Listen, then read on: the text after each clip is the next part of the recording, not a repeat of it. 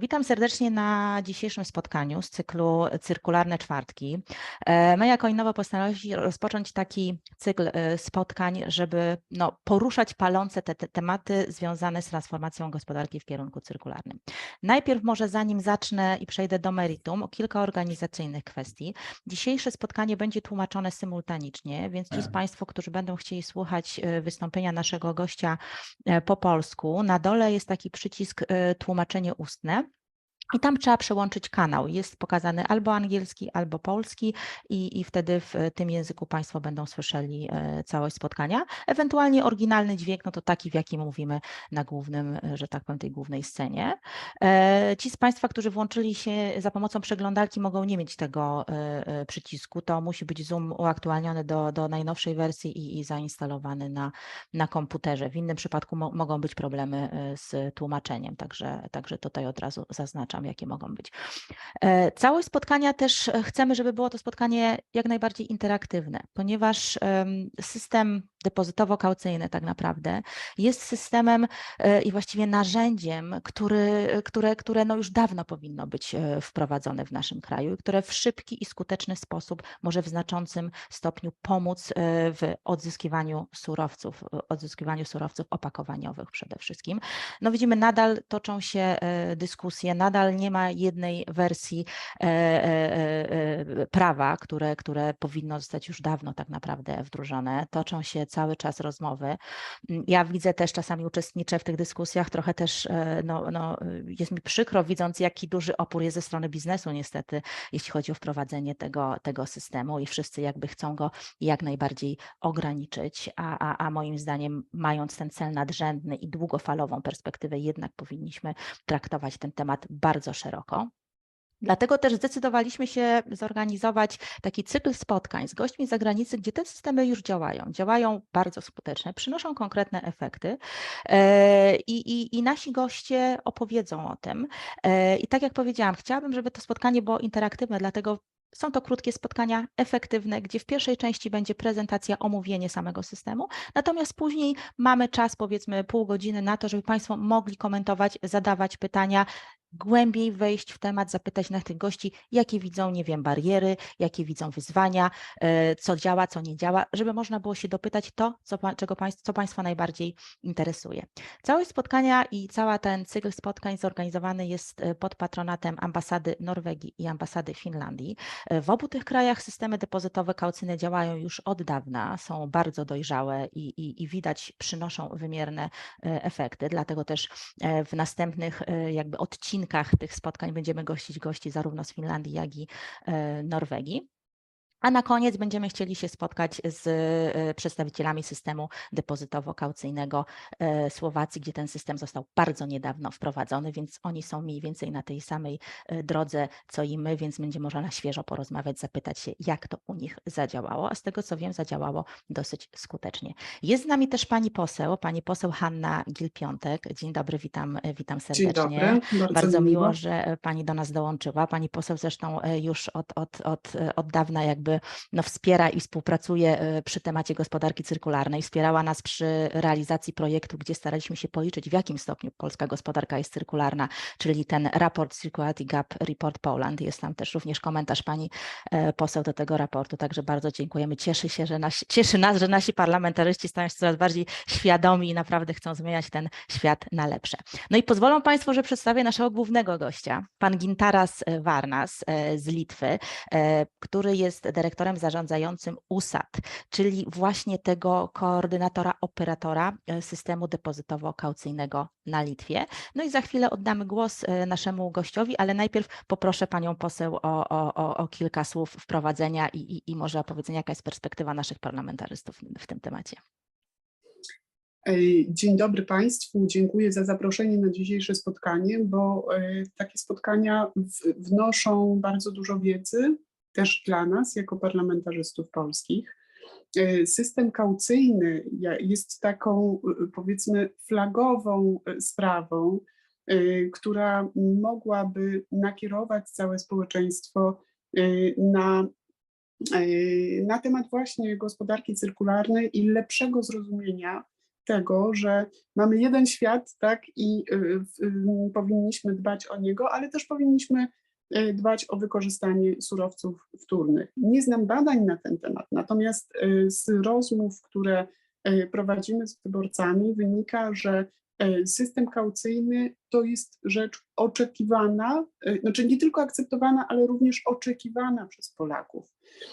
I tutaj za tym oczekiwaniem, no bo wszyscy wiedzą i wszyscy widzą, że za odbiór śmieci płacą bardzo dużo, że te butelki, które na przykład mogłyby wracać do sklepu, one się w dużej części marnują, że surowce wtórne, które powinny być przetwarzane, nie zawsze trafiają tam, gdzie trzeba, więc system kaucyjny na to wszystko byłby rozwiązaniem i to widzą Polacy.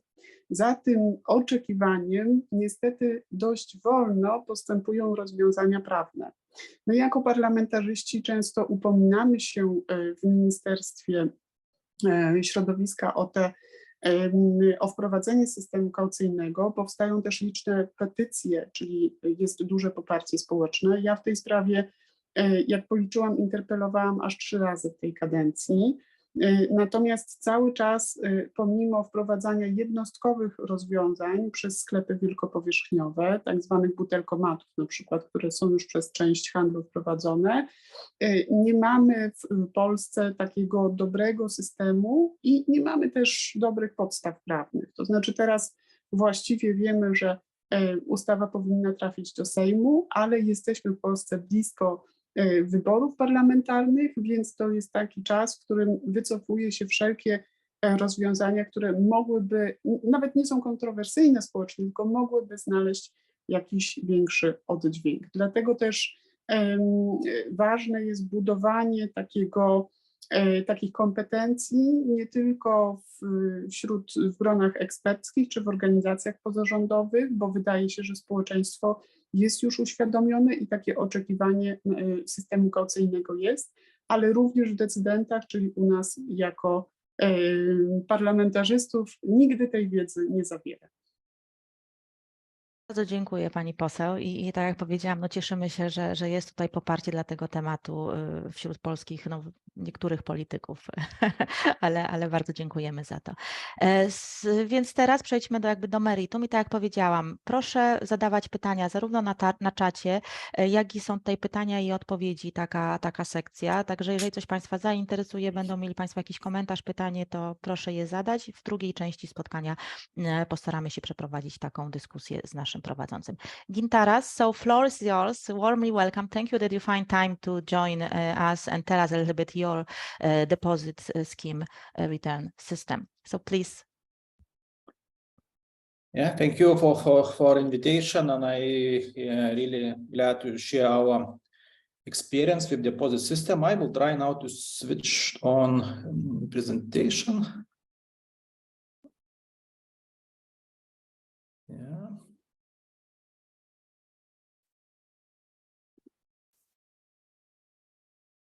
I can see it, so it's working. Yes, Yeah, perfect. so you can see? Yes, we can see perfect. Thank you. Okay, so my name is Gintaras Varnas. I'm a managing director of Lithuania Deposit System Operator. Lithuania, it's called Užstato Sistemos Administratorius. It's very long and difficult name, and abbreviation is USAD. Yeah, so how to make it? Yeah. Well, so very shortly about dates and history. So discussion in our parliaments and politicians and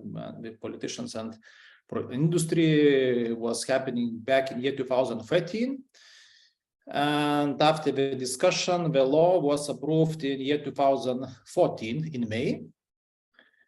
According to the law, deposit system should be launched in year 2016, February. So just after 1.5 years after law approval in the parliament. To implement this law, industry created deposit system company.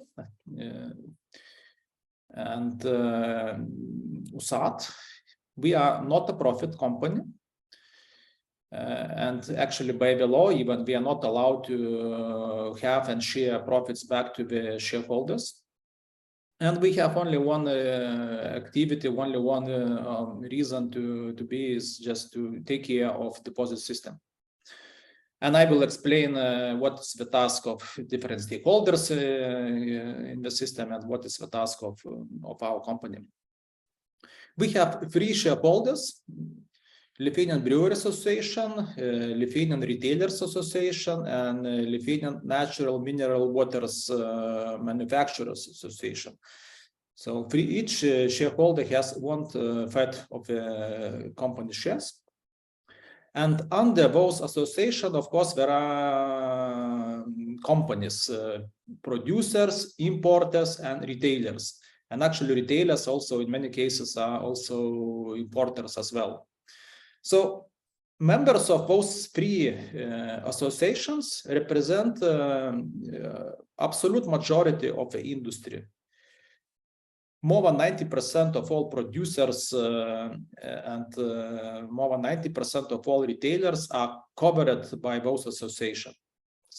So we can simply say what, well, the system is owned and managed and run by the related industries, retailers and producers, because both of industries has obligations in the law.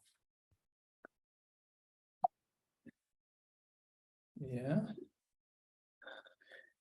How it was why it was decision taken back in the year 2014 and during discussions in the year 2015. At that time in Lithuania we had sorting system, let's call it container system or green dot system, when people had to sort plastics, paper, glass, etc. to separate containers at home or near their houses.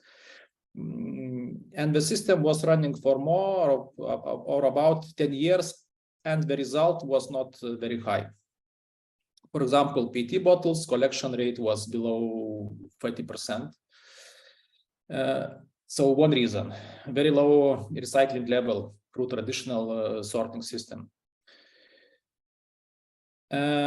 It was quite high consumer support of deposit system extension, because at that time we also had for many years, for more than 10 years, deposit system for refillable glass bottles. And refillable glass bottle system was working well, return rate was very high, like more than 90%. And consumers had a good habit actually from very old times, from even Soviet Union times, when Lithuania still was occupied by Soviet Union. And so even at that time, it was deposit system for glass refillable bottles. Also, back in year 2013, industry started supporting deposit system. Mainly biggest industry players, breweries.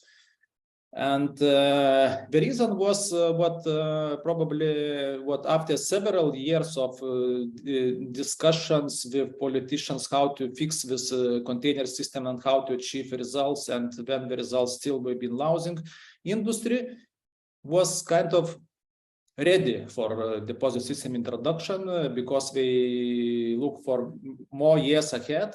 And actually, breweries owners from already mentioned Scandinavian countries. Yes, so Carlsberg is owned by from the Danes.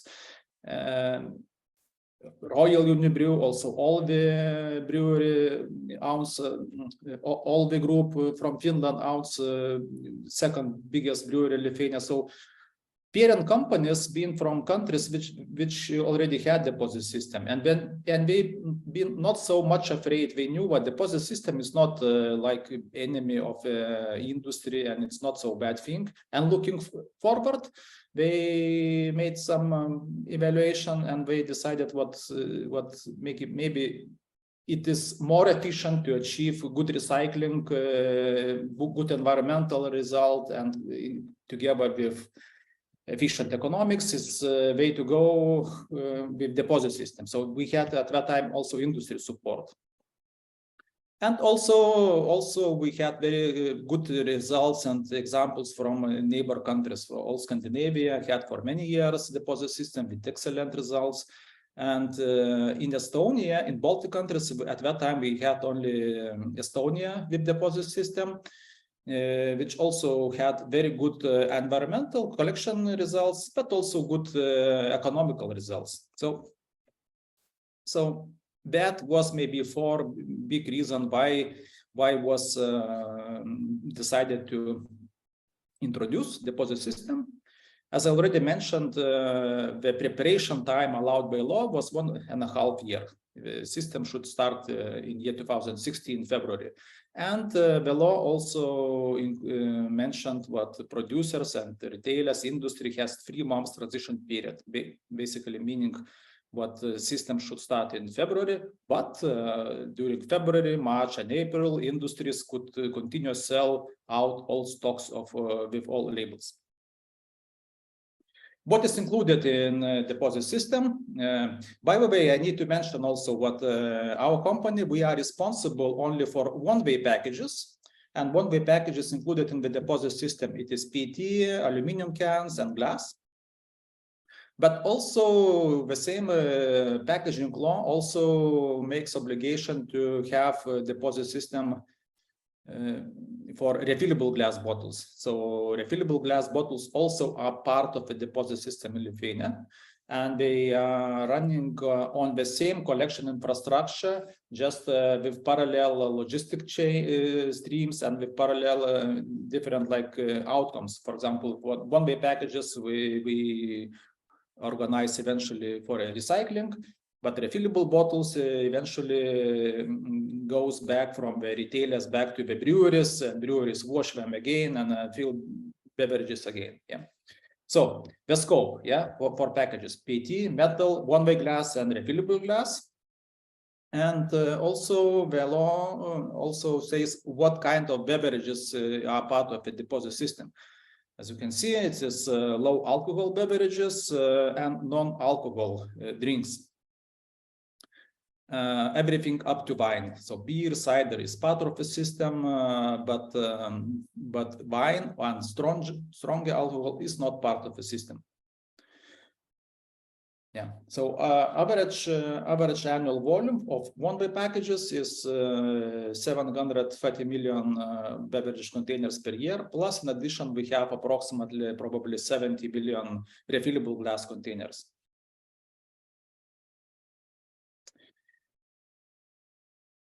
The law, packaging law, set an obligation to retailers and to producers, importers. So I will start here obligation for retailers. Retailers are obliged to take deposit from consumers. And by the way, all different type of deposit packages in Lithuania have the same deposit level of 10 euro cents. So every time any retailer is selling package under deposit, they have obligation to also charge deposit of 10 euro cents from consumer. And the second and most important obligation to retailers is what they are obliged to take back empty packages from consumers with certain exemptions. And exemptions I mentioned on the slide. In the big cities, if a retailer have a retail space below 300 square meters, they are not obliged. They can choose if they collect or not. And in other smaller cities or villages, the threshold is 60 square meters. Also, retailers like HoReCa is not having obligation, and small kiosk and petrol station also does not have in Lithuania take back obligation. As a result, we have this kind of infrastructure, collection infrastructure for Lithuania. So, you know, what Lithuania is a very small country, just 2.8 million people and 65,000 square meters. And for this country, we have 1.1 thousand locations, collection locations with reverse vending machines, and 1.3 thousand manual collection locations. So totally we have approximately 2.4 thousand collection locations. Majority, of course, collection happens through big stores which have reverse vending machines. Approximately 91% all packages are collected in this channel. In addition, we are providing service to HoReCa, so we have agreements with hundreds of HoReCa points, because HoReCa also during the activity they have empty bottles, and they do not need to bring bottles to some reverse vending machine in some shop. We providing service. We send trucks and we pick up empties from them. Also, we providing similar service to big offices, to institutions like to municipalities, to ministry, to some bigger offices, etc. But still, absolute majority, like 98.5 packages, is collected through retailers. And so this is about retailers' obligation, but I also want to mention what retailers by law, by packaging law, also have rights. So the main right, of course, is to get compensation for the collection cost. As we all know here, what for collection and recycling, producers have a responsibility according to the European directives and also national laws. It's producers' responsibility to finance all collection and all recycling. And it's quite logical what law also says, what even though retailer has obligation to collect, but still it should be paid by producers. Yeah, so retailers have a right to get compensation for their cost. And also in Lithuania, retailers have another right regarding reverse vending machine. They have a right to ask. Mianowicie sprzedawcy mogą prosić i mogą uzyskać automatycznie With reverse vending machine, we providing them other collection tools, and we are also paying them retail handling fees. Producer's obligation. Yeah, so the deposit system means change in marking. Yeah, so obviously, so producers are obliged to put the deposit logo on their packaging labels. So what consumer is aware this package is a subject of a deposit, and they have a right to go to any shop and take back deposit level. Producers have to register each products put to the market before putting to the market with a deposit system operator. So we register in our system, we provide samples, and we are responsible for packaging register. So what the reverse vending machine, for example, understands if this package is under deposit and if consumer has a right to get deposit money back. Like retailers are obliged to charge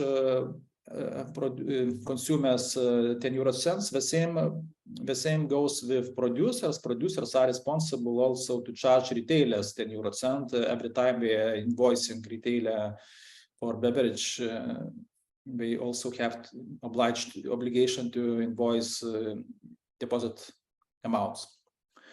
And the most important, of course, obligation for producers is to finance the system. Yeah, so as it was already mentioned by, I think, by member of parliament, what the systems, packaging or any waste collection and recycling systems has certain costs, and in this situation, producers are responsible to finance collection and recycling of their packaging. So we asking producers to pay some industry fees for different packages.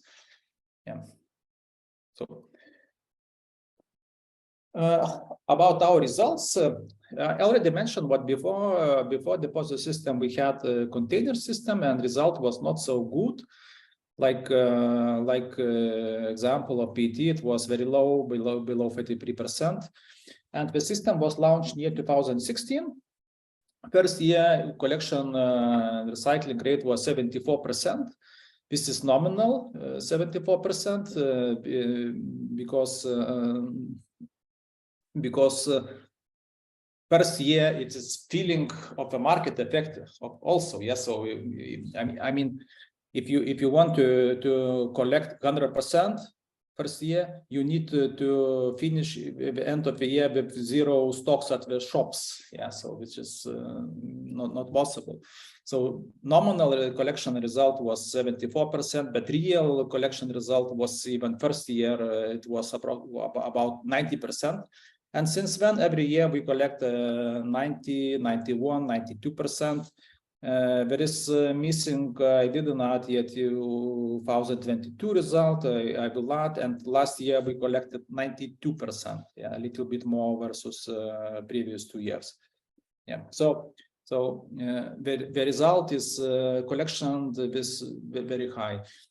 But it is not a surprise. It is not surprise at all for us. Probably also no surprise to you, because all countries which have deposit system achieve very similar results, and vice versa. All countries which do not have deposit systems never reach such a high result for beverage packages. So during 6 years we collected so many containers. 140,000 tons. If we had last year 30,000 tons, so we are approaching 200 tons collected.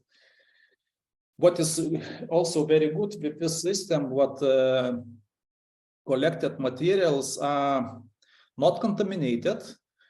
Yeah, so consumers, imagine consumers, they bring quite clean packages to retailers. At the retail level, the packages are immediately sorted, PET cans separately, glass separately, and packages reaching our counting center, and later on after processing reaching recyclers, not contaminated. Very, very pure, very clear secondary materials. Very, very high quality. As a result, we are getting very good prices for our materials. Even we are quite small country, for our materials competing in tenders the biggest recyclers in the world.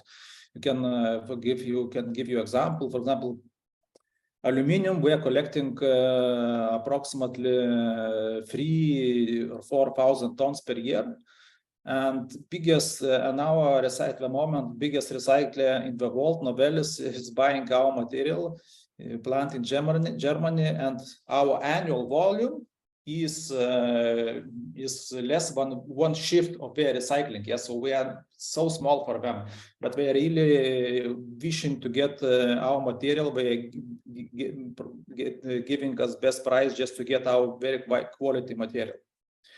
Also, beside together with very high getting value for the material, we also enjoy the situation what our bottles are clean, and it's not a problem to recycling back those to food grade materials. Yes, I mean it is not a problem to recycling back PET bottles back to food grade rPET and back to the bottles, and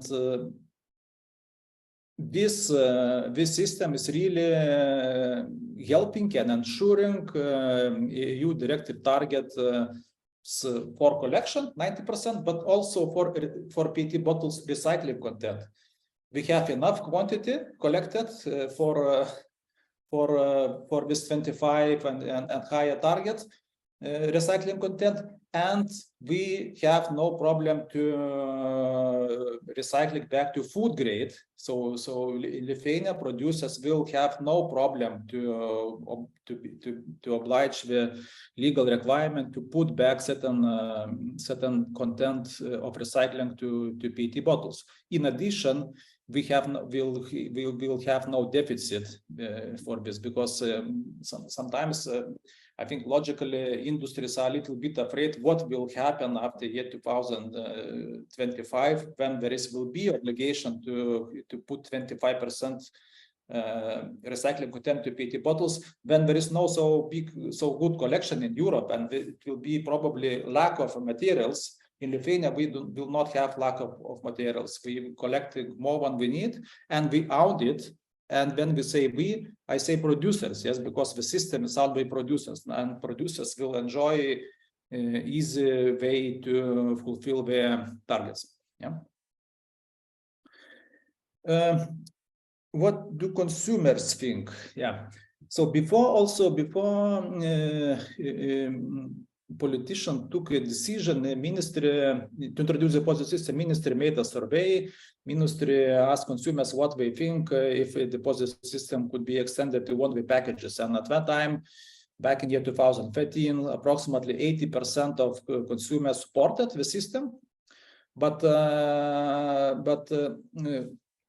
it's one thing to support the system before the system is introduced, and the other completely other thing is to support it when it is introduced, because then you have to collect bottles at home, you have to bring back to the stores, and probably it could be not convenient, and it is additional task, etc. So we didn't expect what consumer support will be higher, and we are really glad what during 6 years it is. Every year, consumers really support what the decision, what deposit system was introduced. For example, in end of year 2021, 99% of consumers claim what deposit system is necessary. So what decision to introduce deposit system was good. And also here you see what consumers are really satisfied, how the system is functioning. Consumers can see the difference, but the country is more clean. We making similar surveys every year, and we see what trend, and we see the only trend which is declining a little bit is this 94%. I mean, first year and second year it was much higher. Well, it's high anyway, but it was higher consumer percentage, which indicated what the country is cleaner. But now, probably consumers already get used to the situation where you cannot see any bottles in the streets, in the nature, because there is no bottles. Yeah, so they already forget how it can be, what it is like littering of bottles, of PET bottles or cans. Of course, some consumers throw away bottles, yeah, because 10 euro cents is not very big money. But on the same time, there are people who will pick the bottle and take that 10 euro cents from the street. Yeah. It was also mentioned here about cost of the system. In our surveys, we are asking every year also consumers what you think about the system cost, because eventually, obviously, consumers are paying the cost, not politicians, not producers, not importers, not retailers. Consumers are paying for the cost. And in Lithuania,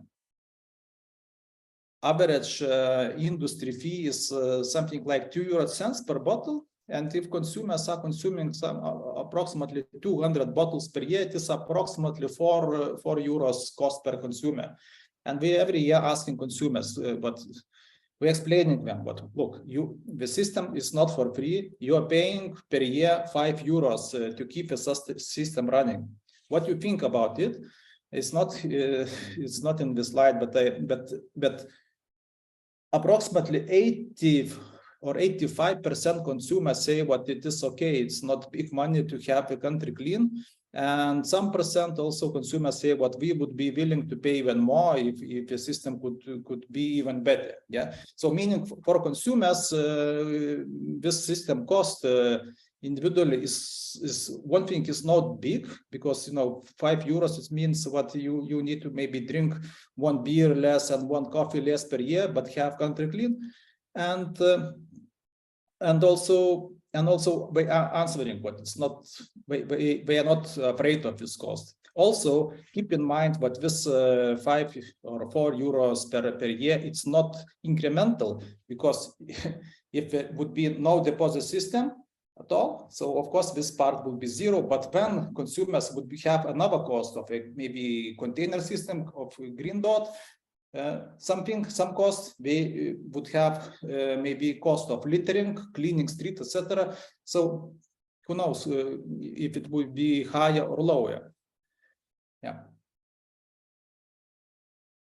Yeah, so that's all from my presentation. Thank you. Thank you. I'll be glad to answer your questions if you have some. Yes, there is some questions. First, it's regarding some details from your presentation. You mentioned there is some exemptions, and you mentioned there's a big cities. So the question is, how is big city defined in terms of collection obligation? It's good, but also maybe difficult question for me. I would say for Lithuania, it's like big cities like Vilnius, Kaunas. It is not hundreds of such cities. It is like maybe 10 or 20 big cities in Lithuania, yes. But I cannot specify answer exactly at the moment. Okay. But it is some legal maybe description. Okay, so regarding retailers, can retailers decide themselves if they have manual collection or RVM? Yes, of course. Retailers has, of course, freedom to choose how we want. And I mentioned what we have right to ask from us RVM if we want it, but we also have the right to buy themselves if we want it. Yeah, so retailer has obligation to collect, and they are responsible to provide all resources to make all decisions how we want to collect, to provide all resources like space, like manpower. Some people need some, to do some job, to provide some electricity, etc. And we have obligation to provide them a reverse vending machine if they want. And we, as a deposit system operator, also provide them packaging material, special bags, and similar. So yes, retailers have a choice. Okay. And on the same note, I just want to mention what retailers have obligation to collect, but after they collect, their obligation finished. Then it is deposit system operator obligation start. We are responsible to organize logistics, to pick from them, to pay for their cost, and then to bring this. What we're doing with collected packages, we're bringing to our counting center. We are processing them, sorting, preparing for recycling, and eventually we are making tenders and selling with secondary material to recyclers. Okay, thank you.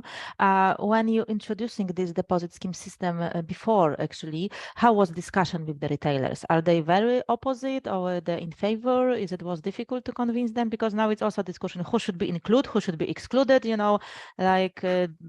Like square meters, which could be under this deposit, or that's also how discussion. How it looks like in your country?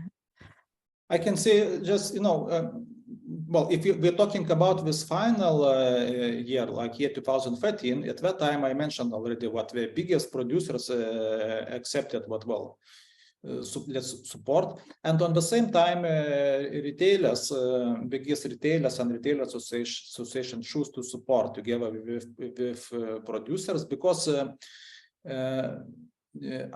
probably it was obvious from politicians what it is unavoidable. So if it is unavoidable, better to be constructive and to discuss and to negotiate some conditions, some in the law rather than to just try to block. But it is in final phase, yes.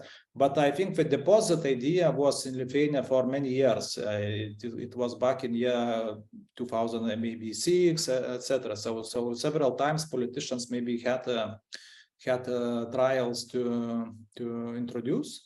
And at previous times, industries, both retailers and producers, been very much against it, and they use like this card. Let's say let's give a little bit more time for container system. Let's try to do something, and we will prove probably what it is possible to collect more.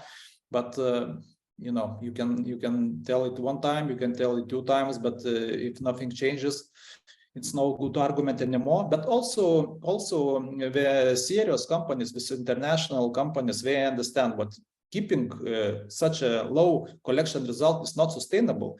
Yeah, and well, somehow. But what is their attitude now? They survive, yes? They not bankrupt, or they have like this, or what was against on the beginning, yes?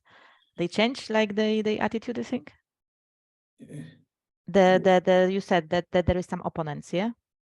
No, I mean, it was a mindset evolution of producers in Lithuania, yes? Yeah. Like back in year 2000, 2006, for example, yes, so even big breweries, they've been opposing it, etc., yes, but already in year 2013, producers' mindset changed. They say, but let's probably support, because this old system is not sustainable. We cannot expect to live for 100 years without good collection and with this low cost.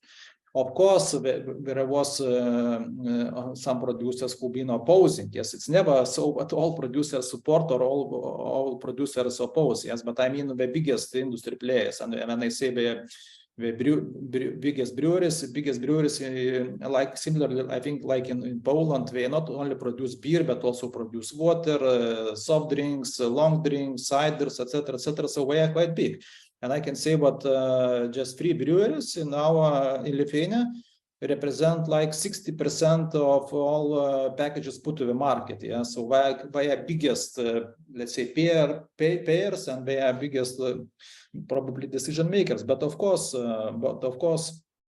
very producers which been opposing. Yeah, but what I'm very happy about, and as a result, initially first year we have quite a few producers who have been not happy about the system, about such a new cost, new rules, etc. Yes, but what I am very happy, what after several 3 or 4 years, the mindset of those producers also changed.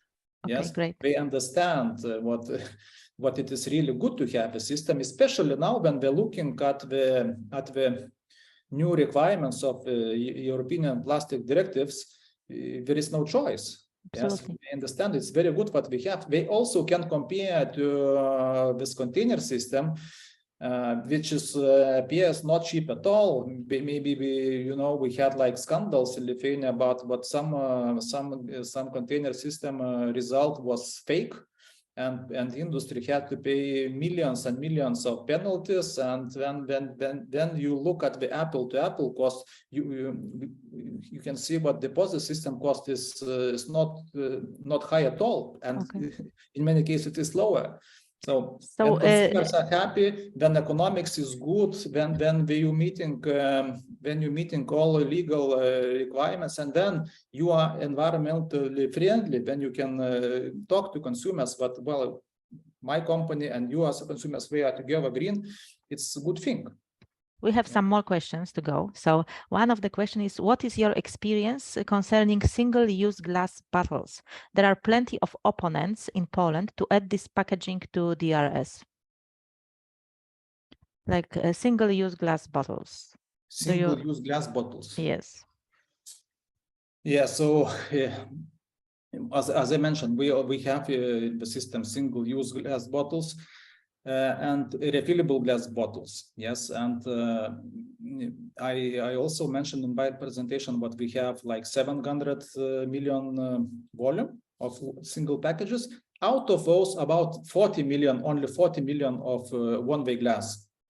It's not so big percentage, but I can say what dealing with glass, it's more costly, is most costly. The cost of glass logistics, cost of glass collection is comparing to other packages is very high. Also, it takes much more space at the retailers. Yes, because if you can imagine, if you collect a can and you can reverse vending machine press it, it takes not much space. Yes, so glass has unproportionally requires much more resources at retailers, and retailers very often had limited resources. Yeah, so I can say that, for example, in Lithuania now there is a discussion to extend the deposit system to strong alcohol glass.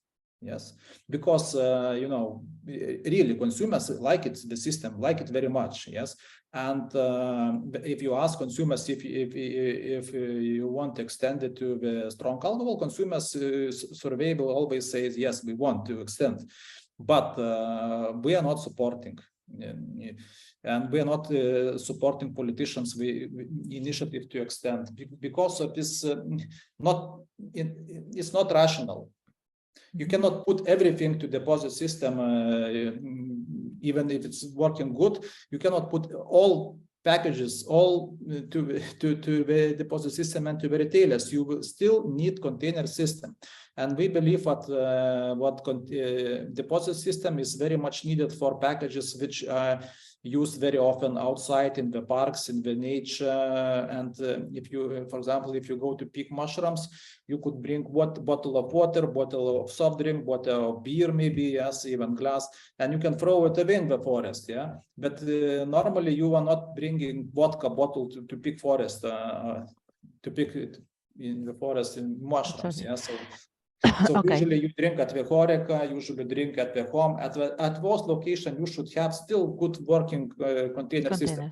Okay. So having added glass has some pluses and minuses, I would say. You need to evaluate. I can say what in Lithuania we have like middle position, we have some glass, and we don't have all the strong alcohol glass. In Finland, we have all the glass included, but in Norway, you will see next round you mentioned, they don't have included glass. So there are options. You need to evaluate.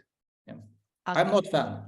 So next question is how the control kind of, reporting control looks like if there is some this return deposit was paid for the bottle or was not paid. How you control it? How you are sure that for this bottle the caution, the deposit was paid? It comes firstly from reporting. For example, producers each month they report how many bottles of each SKU of each N code they sold previous year. Yeah, so they report us and we issue them invoice for the volumes to charging deposits and charging industry fee. And so that's how we get volumes put to the market. All producers and importers every month report detailed sales to a market.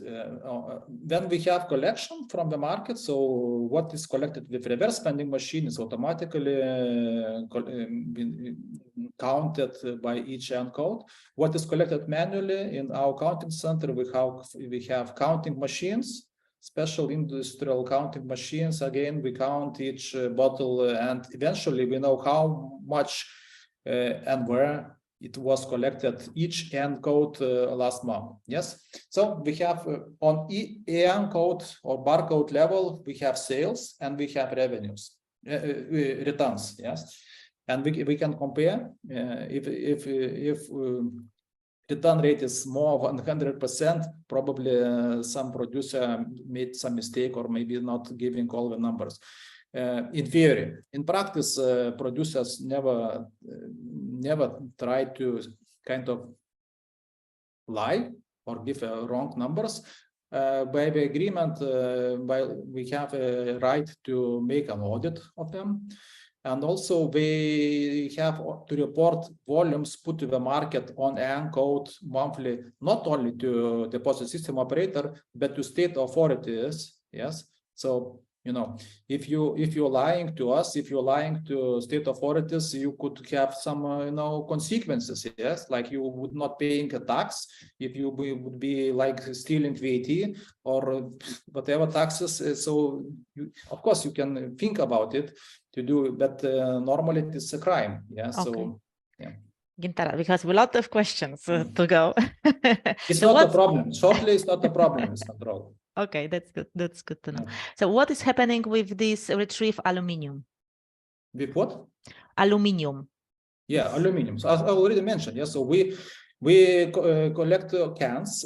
You should know, but not all cans are aluminum. Some cans are also steel cans. Yes. So in our counting center, we do sorting. We separate steel, but from the stream of cans. But of course, majority is aluminum. Aluminum we bale and we sell to the winner of a tender, and currently it's winner of Novelis in our case, and we're shipping to Germany. We melting, and end product is cans again. Okay. Yeah. So actually the next question is, wait a second, because it's like regarding tenders for collected material, is there any first right to buy of the recycled materials for, or can anyone buy it? No, there is no first right to buy, and probably the question is, does the producers have first right to buy? No, we do not have, and by law and by practice, so far we just making international tenders, and we are selling only to recyclers. But according to our law, we cannot sell to some, I don't know, to some, for example, Carlsberg or Coca-Cola. We can only sell to certified recyclers. But we understand what producers needs material, yes, and especially PET material will be needed, especially in the future by law. So we are setting conditions to recyclers, but if we can set conditions to recyclers, but well, you win our material, but you have to recycle it, for example, PET bottles to rPET, food quality rPET, and then we have a right to buy from you this rPET with pre-agreed price formula. Okay, thank you. Yes, and we can make a quotas for producers. Well, we have a right to buy like whatever 10,000 tons of rPET, and we can make a quotas to different producers based on their volumes put to the market. Yes, so by law, short answer, by law, no. In practice, we can do it. Yeah, okay. It depends on producers. If producers want, we can do it. Yeah. Okay. What if retailers would like to be included in the system? If he have to participate, I don't know, share the cost in any form. It's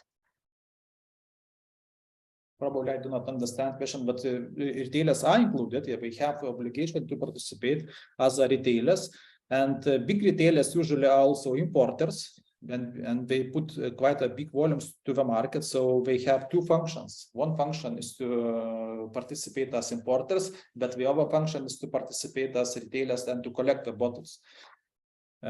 If we want to finance the system, there is no But logic. I think that is the question is if I don't know, some kind of shop, or you know, the market chain would like to join to that, if they have to participate in the cost. The system, like, you know, if they not included, it's not cover, for example. That's I think this is the question. No, but all retailers have if regarding collection, for example, yes, some retailers have obligation to collect. They have no choice. Yeah, we have to collect, but some of retailers have exemption. Yes, those retailers who have this exemption, they have a right to collect. And in that case, we have obligation to sign agreement with them and to provide the same exactly conditions and services like for the other retailers. Okay. Do you think that the level of deposit is directly connected with the level of retrieve or return, level of return of the product, of the bottles? It is, of course. but also it is not an exact science. Yes, it doesn't mean that if you increase from 10 euro cents to 10.1 euro cent, your return rate will increase by 0.2%. I don't think it is so. And do you think about increasing this deposit, or you think that it's Yeah. like so far it's sufficient, or you're thinking about, to rise it? Yeah. Our opinion is what deposit level should be as low as possible until it reaches some reasonably high collection results. So at the moment, with 10 euro cents, we have 92% return rate. So obviously for us, it's no need to increase deposit level. But after several years, when maybe deposit level of 10 euro cents will be maybe less significant to consumers, of course, we will consider increasing it. Yes. But and for example, if a deposit level was just 1 euro cent, I don't think we would have very good collection in Lithuania. But with 10 euro cent, it's okay. So I think one rule is to have as low as possible and still reach result. Also to try to keep a system simple, not to have different deposit levels. So some countries maybe have historically some reasons. You can ask Finland, for example, but we have for small bottles 10 euro cent, then for medium some 20 euro cent. For big bottles we have 40 euro cent, and I think it is maybe confusing consumers, so you need to make it as simple as possible. Also, you need to consider maybe your neighbor countries. You will have neighbor Germany with deposit system, and you will have neighbor Lithuania with deposit system. So also very high differences in deposit levels could have like cross-border issue. Yeah. So next question is, do you have any feedback from municipalities regarding the cost of litter cleanup after the introduction of the DRS? Would you suggest including strong alcohol bottles in the system? You said no, I think, yes, before. And in Poland, we have a big problem with littering with these bottles. So do you have any feedback from municipalities? As I understand, you're not a big fan of this, including everything. I think, yeah, municipalities can only be happy because not so much littering, I mean, less littering and meaning less cleaning cost for municipalities. Yes. But there is calculated? No, it's no one probably. No, it's not calculated. I would advise you to check the Reloop webpage. We have, I believe, we have made or have in webpage some many studies of this topic, but not for Lithuania. But what I know from their studies is what always municipalities are winning economically from deposit system. Okay, so thank you very much. So I think that's all question what we have now. I don't know if any of you, jeśli ktoś z Państwa ma jeszcze jakieś pytanie, to ostatni moment na zadanie tego pytania. Ja myślę, że na ten moment bardzo dziękuję. Nie wiem, czy pani poseł jeszcze chciałaby z nami i czy chciałaby coś dodać na zakończenie. Tak, oczywiście jestem. Ja chciałam podziękować za tę prezentację z dużą uwagą i serdecznością w ogóle wysłuchałam. Chciałabym, żebyśmy mieli tak dobre efekty, jak to było widać i żebyśmy korzystali z takich dobrych praktyk. Dziękuję bardzo serdecznie za zaproszenie jeszcze raz. Jestem pełna nadziei, że uda się w Polsce wprowadzić prawdziwy, dobry i oczekiwany przez Polaków system kaucyjny.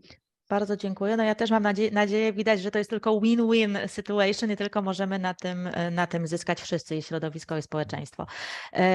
Dziękuję Państwu. Zapraszam na kolejne spotkanie. Będzie z gościem albo z Finlandii, albo z Norwegii. Jeszcze nie jesteśmy pewni, ustalamy daty. Na pewno będzie to 30 marca, również o 14, a na pewno poinformujemy, czy to będziemy mówić o fińskim rozwiązaniu, czy o norweskim rozwiązaniu. Także już dzisiaj zapraszam, a dziękuję za to spotkanie, dziękuję za aktywny udział. Do widzenia. Do widzenia.